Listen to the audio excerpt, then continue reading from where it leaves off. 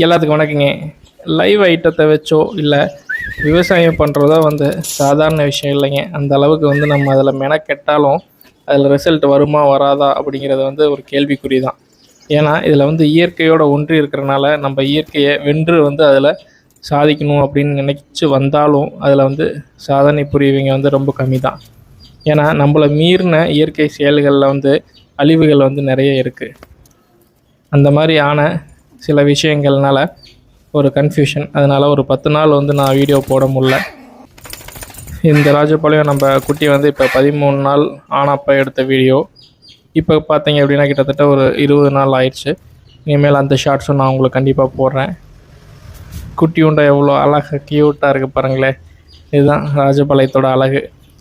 யாராருக்கு ராஜபாளையம் பிடிக்கும் அப்படிங்கிறத கமெண்ட் பண்ணுங்கள். எல்லாத்துக்கும் நன்றி, வணக்கம்.